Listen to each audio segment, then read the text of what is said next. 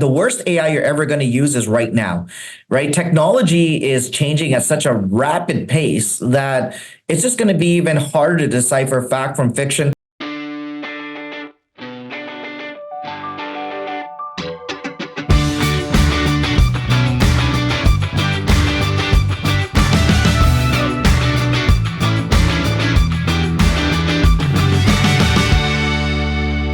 Back on Closer Look on this Monday with Michael Friscolani, our editor-in-chief here at Village Media. I'm Scott Sexsmith, Derek Turner at the controls as always this evening. Okay, I've had enough of winter. I know. 4 times this weekend I had to snowblow. Really? I did, yeah. I'm sick of it. Did you help your neighbors out at least? I do a little bit, you know. So you didn't? You know. All right. Anyways, okay. Okay, so left the studio Friday night. Thought, stop at the LCBO, get a little treat for the weekend. Mm-hmm. And I thought, wouldn't it be nice if you could just get a bottle of California Red? Yes. You know, and then maybe help out a good cause at the same time. Got me thinking about the show, what we talked about. I keep thinking about that, to be honest, because it's just the rationale, just because so many other provinces are doing it. Just to remind everybody, some provinces have announced that they're going to sell the stock of U.S. booze that they pulled off the shelf when the trade war started.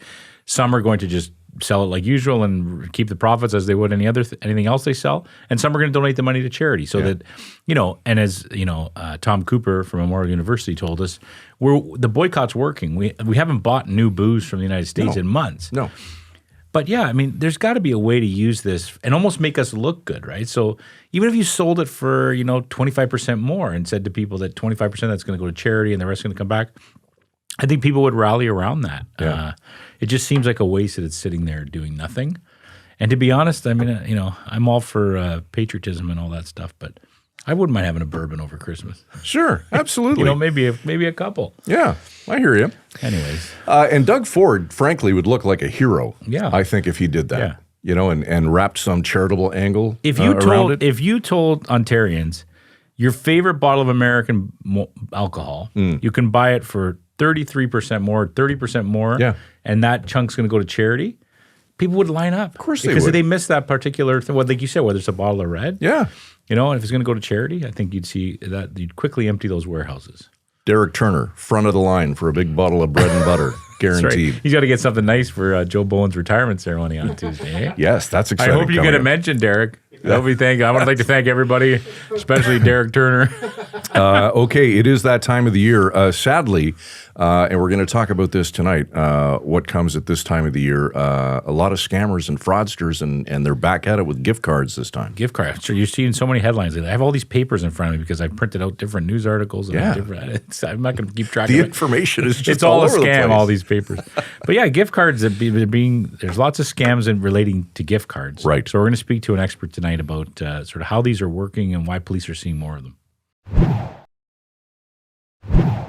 We've officially hit crunch time in the holiday shopping season, and if you're one of the many people out there trying to check everyone off your list, you've no doubt purchased a gift card or two, but be careful what you buy. Like so many other things, fraudsters have figured out a way to scam your gift cards too, and here to help us explain is Ritesh Kotek, a lawyer and cybercrime expert who has some timely advice for holiday shoppers. Ritesh, thanks so much for joining us tonight. We appreciate it. Thank you so much for having me. All right, Ritesh, we've got a lot of questions, but can you first tell us a bit about yourself and your experience? Sure, yeah.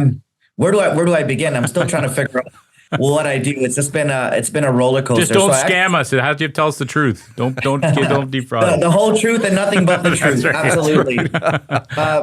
So actually, I grew up in an entrepreneurial family. My parents were business owners. They're still a business they own today in food manufacturing out in Toronto. And that's kind of where I got my start. My crib was in the store. And what that did was, look, you are the IT, you are the accountant, you are the retailer, you are the salesperson. You're wearing all these different hats, and that's the environment I grew up in. I always thought I was going to become an accountant and work in the family business, but I actually ended up joining the police service. Ended up spending 7 years, about 7 years with 2 different police services in Canada, and most of my work revolved around computer crimes and cyber crimes, and I was kind of on the cusp of looking at cyber crime and cybersecurity from an investigative standpoint. It's just it was new, uncharted territory, and I was kind of right place, right time. Created a lot of opportunities. Got to travel the world, helping other countries develop their cyber crime strategies, and had a lot of fun. Left there, traveled the world, ended up working in big tech for 2 years, and then I decided I kind of want to be a lawyer. And there was a lot of pivotal moments in my career, but there was one where there were a lot of individuals that were just getting scammed and being victimized and dealing with online harassment, and there was nothing they could do about it. And I remember calling up a lawyer trying to figure out, okay, how do we navigate this space? And they're like, well, I'm a tech lawyer. And I was like, yes, and this is a tech issue. And they're like, no, I'm tech. I do IP, intellectual property. I was like, okay. They're like, you need a criminal defense lawyer. And I was trying to help out someone who's being harassed and victimized online. And I was like, okay, sure. So I called a criminal defense lawyer. They're like, oh, no, that's a civil matter. You need a civil litigator. And I called a civil litigator. And they're like, yeah, I've never dealt with this before. You need someone who specializes in defamation. And it just kept going on and on. And I was like, you know what? I think there's a real gap here. I think people are being victimized. And I was like, you know what? I'm just going to go to law school, and became a lawyer. And I've been working in this space ever since. That's great. Great story, Ritesh. Okay, I can't count how many times on this show we've talked about fraud. It's definitely a favorite topic of ours, mostly because the latest emerging tactic is just so brazen. And now I have to worry about my gift cards getting scammed. Let's start with what's the most common scam out there, Ritesh, when it comes to gift cards. The most common scam that we are seeing, and again, a lot of this high-tech crime has a lot of low-tech ways of going about dealing with it.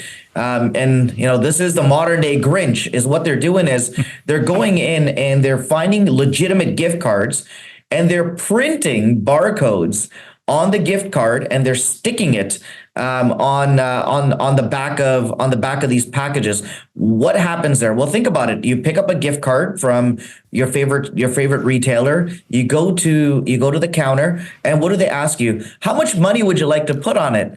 Do you want to put $10, $50, $100, $1,000? And you're like, you know what? I'll put $100. Okay, great. They scan it, and they put $100 to that card. The thing is that you think you're putting it on the gift card that you just picked up, but in actuality, the code on it that's been replaced is for another legitimate gift card that this fraudster ended up purchasing, mirrored the barcode, and you're actually putting money into their account. And once they're able to get money into that account, they can do a few things. They can sell those gift cards online at a reduced price. They can go out and purchase goods and resell those goods.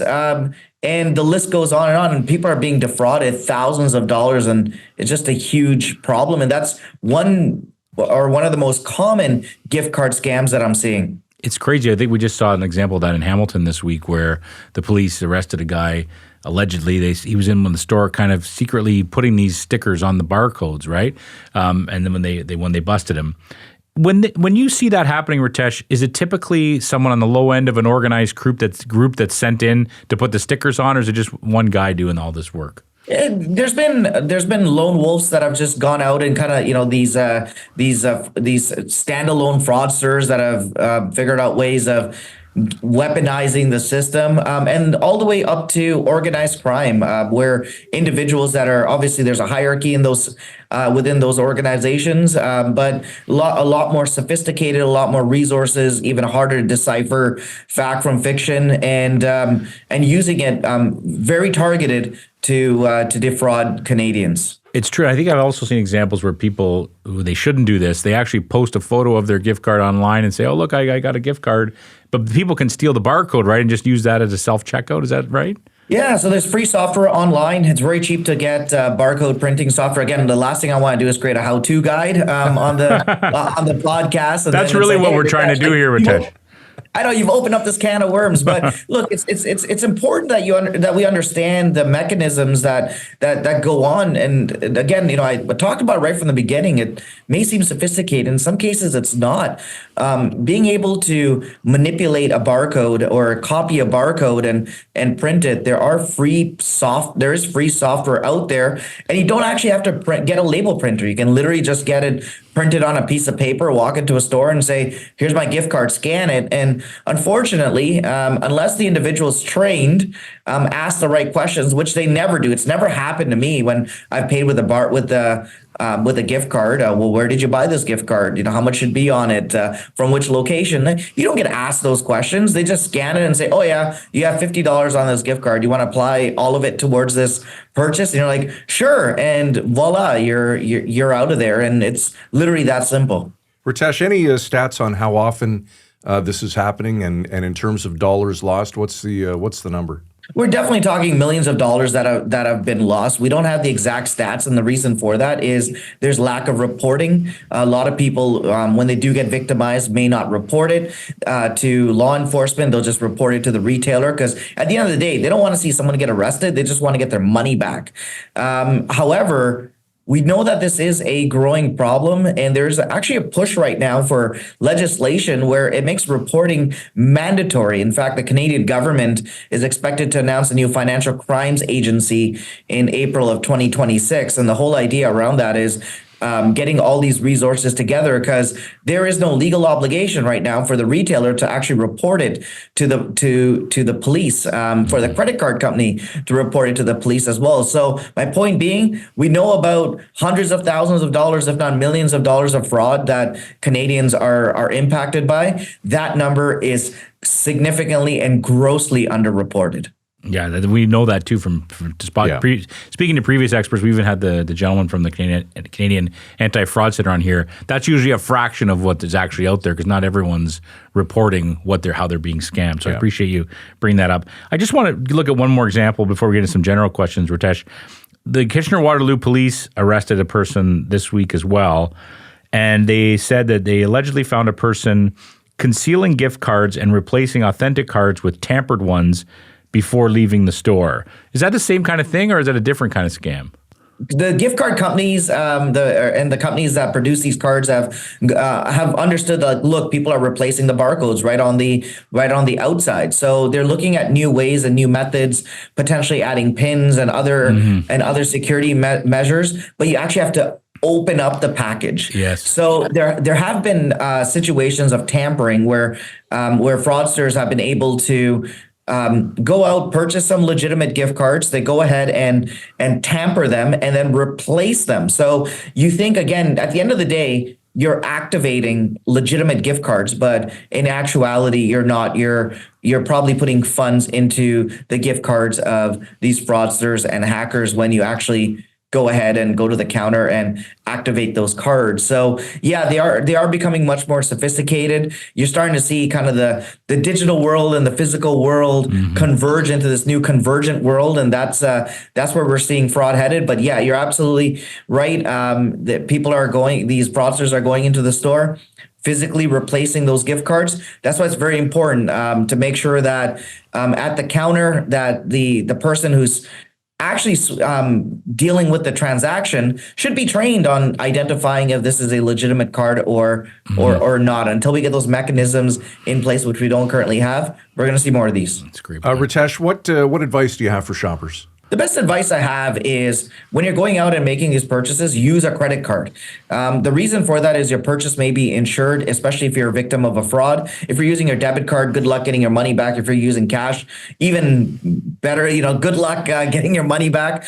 Use a credit card. It's insured. There's a chargeback process that could be initiated. Physically inspect the cards for tampering. Try to see if there's any barcode that's been stuck on or any type of labeling. If anything looks off, if there's a cut or slit on the side, just be cognizant of that. And as an individual, if you're selling gift cards or you're a employer, please throughout the holiday season, just train your employees to what to look for. And finally, and I wish we would see more of this, we don't. it would be great to see these gift cards behind the counter instead of just publicly accessible where this type of fraud can occur. But until it's mandated or this problem starts becoming even bigger and more reported, we're just not going to see that. That's a good point, because years ago they used to be behind the counter, and then somebody came up with the bright idea to put them on a carousel, or at the end of an aisle in some merchandising display that anybody can grab. Yeah, it speaks about friction, right? The less friction you have, the more you see it. It's right on the end of the aisles as well. Sometimes they're near the section where you can buy those, $8, $9 birthday cards and holiday cards. I bought one the other day. It was so simplistic, and it was with taxes, it was $7.90. I was like, we got to just move to e-cards. And anyways, that's a whole other.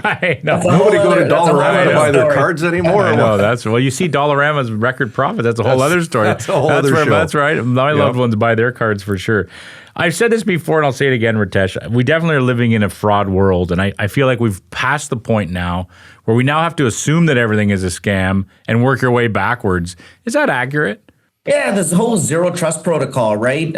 Before the default was, we were starting off with an element of trust, and you're going to have to do wrong to me for me to, think otherwise. Unfortunately, that's just not the case anymore. It's a lot of cybersecurity people say it's the zero trust protocol. That's the zero trust culture is just go on the assumption that everything is a fraud, and until you can prove otherwise, whether you can validate and verify the information. Just given the sophistication and the prevalence of it, unfortunately, this is the mindset for a lot of individuals, for a lot of companies, and I don't see that changing until fraud stops, which I don't think it'll ever stop, given the jurisdictional issues, the attribution related issues, the fact that it's really, you have a very high reward and low risk when we hear about all the arrests, and I'm literally all the arrests, because it's very rare we hear about arrests that come out of it, and people are being defrauded, and governments are always sounding the alarm. This is going to be a problem. So yeah, unfortunately, we're in a society. It's zero trust. Yeah, you put it so eloquently in a recent column on TVO Today. Technology has become a sword used by savvy scammers to harm us. We're at the point now where the deep fakes are fooling even the most tech-savvy experts, and the balance of power has shifted. How do we react to that? What's the number one thing we can do as a society, as government, to try to kind of nip this? I mean, it seems like it's beyond that point. Education. Like, that's literally having these types of conversations. The more people that listen to the podcast, the more people that read those op-eds and talk to family members and friends that are that can provide these types of these tips. We have to inoculate ourselves from these types of frauds, and the only way to do that is going to be via education, going out, having those roundtable discussions, doing more of these podcasts. Other than that, I can't really think of anything. Yes, we can have stricter penalties. We can put rules on vendors. We can put gift cards behind behind the counter. But we're still going to see some of these issues. I'll share a quick story, please. I just delivered a keynote out in BC. I think there were like 700 people there. Phenomenal. I think that keynote went really well. And then as I finish up, I posted on LinkedIn. I get a call from a friend of mine. He's a retired police officer in the Greater Toronto area, and he calls me up and he goes, "Ritesh, I need a solid." And I said, "What's up?" He goes, "Can you come and talk to my church group on the weekend about frauds?" And I was like, "Sure, yeah. How many people are you expecting?" And he goes, 8. I was like, well, I just presented like 800. Yeah, sure. Absolutely. Happy to do it. And I went and I was in this church basement. I delivered a talk. It was funny. They all brought their iPads because they thought I was going to fix all their iPads and update it and deal with all of that. But we had a very in-depth discussion, and some of the questions they were asking. And I've been on TV, hundreds of times talking about this. I've written about it. I've done numerous podcasts, and it was until they heard it from me face to face, and I was able to have those one-on-one discussions. They're like, "Oh, now I get it. Now I understand why this is important. Okay, I will make sure that I hit that pause button. If there's a sense of urgency, I will slow it down. I'll ask, I'll call a friend." It was. I know that now those 8 people are hopefully going to be able to think about these issues differently, behave differently as well, and hopefully not get defrauded. Putting the toothpaste back in the tube is just not possible anymore, and that's the big issue. It's like, oh, okay, I will call a credit card company. Well, these chargeback processes take forever, and sometimes you have an unsuccessful outcome. We hear about banks not refunding people as well, because they're saying you're the one that gave the one-time passcode. You're the one that was in contact with the fraudster. We're seeing court cases that take years to see the light of day. So quite frankly, to me, it's education, having these conversations, doing these one-on-one talks. Education is the only answer. Everything else, great. If you're able to get your money back, fantastic. If you're able to get a remedy, amazing. But to me, the only solution to this is going to be having these types of discussions. Yeah, it sounds like that was very successful, your visit to the basement. It makes me think that maybe the best answer to this is just have you go door to door.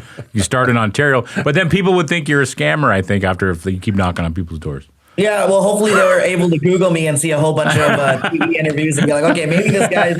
They'll see a podcast and like, okay, he's legitimate. But you know what? That's why I'm. In the summer, I'm actually thinking about getting a vehicle, wrapping it, and love it, and driving across the country and having these conversations with individuals in church basements, in community centers, at their local clubs, because I think that's the only solution, and I think somebody has to do it. That would be amazing, actually. You would get a lot of coverage for that. I think that'd be a great idea, because education is key. We've all have loved ones who have either been scammed or know someone who's been scammed. For sure. It's not like someone else over there. Yeah. Everybody has been touched by this. And it really is. It's just about learning. It's about realizing, okay, there's no panic. I don't have to rush to make this thing. If my grandkid calls me for money, it's not my grandson. I can hang up the phone. I can call my grandson and see if it's actually him. So I think people are starting to learn that. But I think you're right, my friend. I think it's going to take a long time. Yeah, that's the only way. Sometimes that grassroots approach is probably going to be the answer. Look, we're talking about scams today, right? The thing is that, especially the best line I heard is the worst AI you're ever going to use is right now, right? Technology is changing at such a rapid pace that it's just going to be even harder to decipher fact from fiction. Clearly, that's going to be incorporated into scams, and fraudsters are going to look for ways of exploiting individuals. That's why I think building a very strong foundation, having these conversations is going to be very important, because as the scams evolve, the principle is going to be the same. Hit that pause button, validate and verify, ask a friend. That is where all these things are going to kick in. So it's we got to build that foundation, because as scams continue to evolve, I think the basics around preventing these types from being victimized from these scams will stay the same. Ritesh, I should point out, we feel your pain. It's like this program. Some nights we have 800, some nights we have 8. Same thing. Mostly 800. I'm just kidding.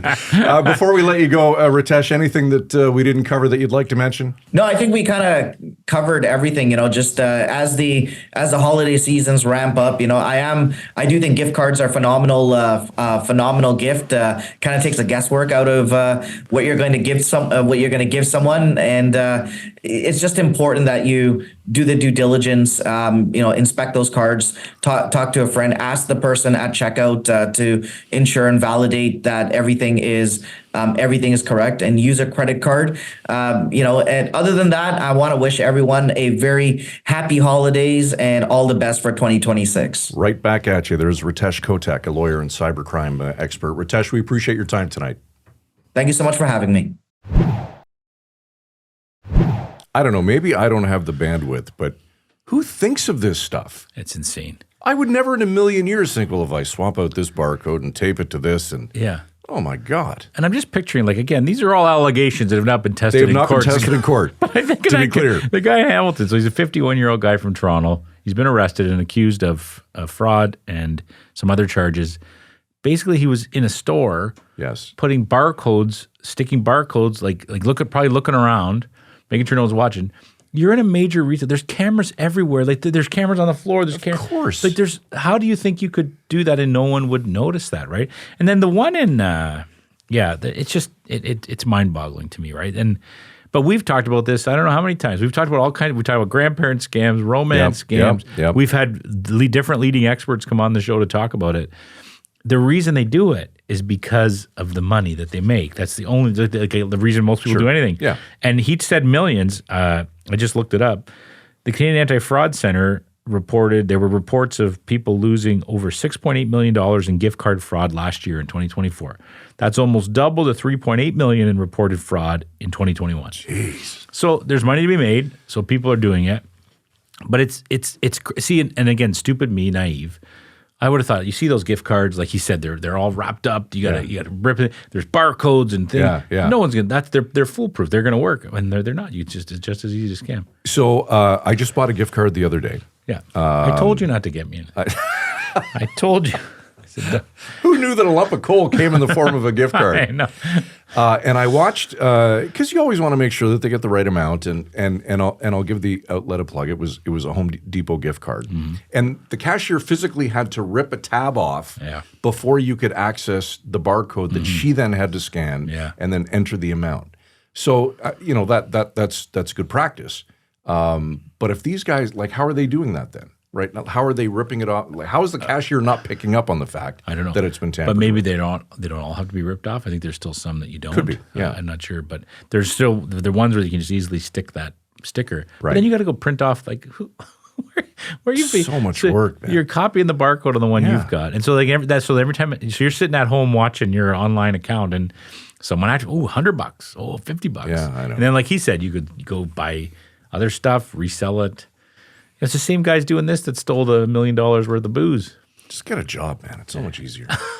Really. I hate to sound Get a job, pay some taxes. but it's true, man. Yeah. I mean, and but we'll end it there, Scott. We will end it there. And I did not get you a gift card for Christmas. Just That's right. to be clear. Cash. I also didn't get you any bourbon or California wine. But I would buy you a bottle. I will buy you a bottle of bourbon. I've recorded it here. Yes. If they announce that before Christmas. So Premier Ford, if you're watching, and we know you're a fan of the show, we've made a promise to one another. So Yeah, make it happen. let's do it. Tonight's show, as always, produced by Derek Turner. For Michael Friscolanti, our editor-in-chief here at Village Media, I'm Scott Sexsmith. Thanks for watching tonight, and we'll see you tomorrow night at 7 right here on Closer Look. Frisco and Scott's Wardrobe provided in part by Moores, Sault Ste. Marie.